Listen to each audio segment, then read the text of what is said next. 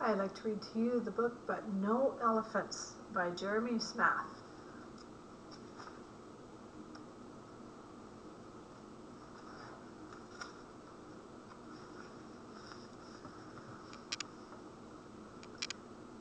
Grandma Tildy lived all alone. She worked hard every day. She had no time to play.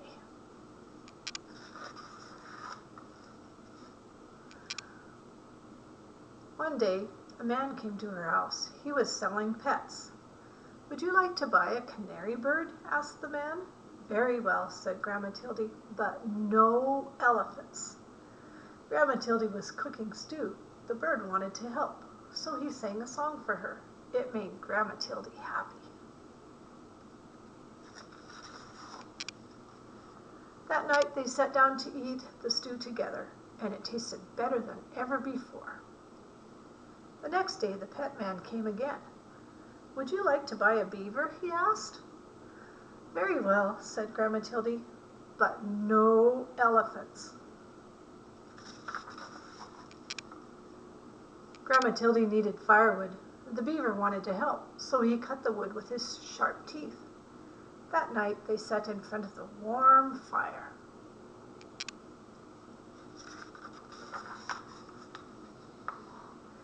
Grandma Tildy went shopping. She met the pet man again. "Would you like to buy a turtle?" he asked. "Very well," she said, "but no elephants." Grandma Tildy was tired. The turtle wanted to help, so he carried her home on his back. That was very helpful.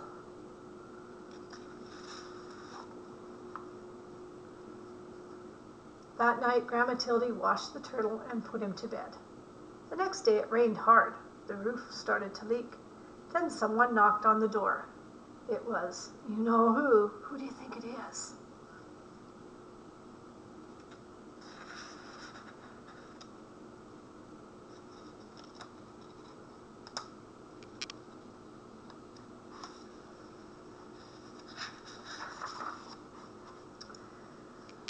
It was the pet man. It was. "Would you like to buy a woodpecker?" the pet man asked. "Very well," said Grandma Tildy, "but no elephants." The woodpecker wanted to help, so he nailed the roof down tight. The dripping stopped. That night they all danced together in the warm, dry house. The days got colder and colder. Grandma Tildy put food in jars for the winter. "I don't like the cold," she said. Just then the pet man appeared. I know someone else at school that didn't like snow, too. "Would you like to buy an elephant?" he asked. "He's the only animal left, and I must leave before it snows." "No, no elephants!" shouted Grandma. She went back to her work. The pet man left. I feel sorry for that elephant.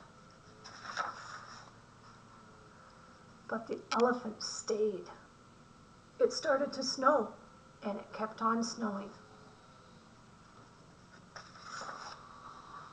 And snowing, and snowing, and snowing. "No elephants," said Grandma Tildy. But the elephant would not go. What do you think the others are thinking?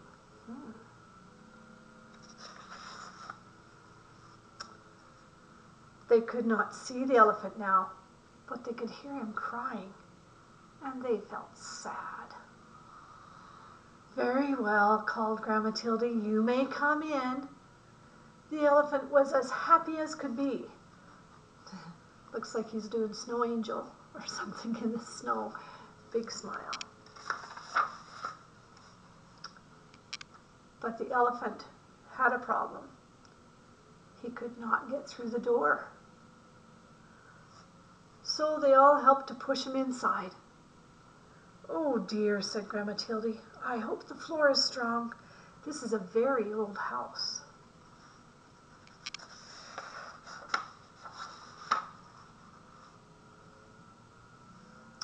Outside, the snow kept falling, but inside the house it was cozy and warm. Everyone hoped winter would go away and spring would come soon. That night there was a terrible crash. Crash! What do you think happened?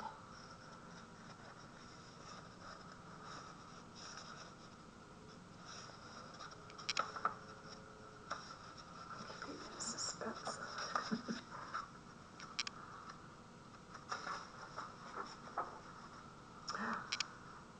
The elephant had fallen through the floor. "We cannot fix this," said Grandma. "You will just have to stay there." The winter was long, and soon the firewood was gone. The elephant was always hungry, so he kept eating.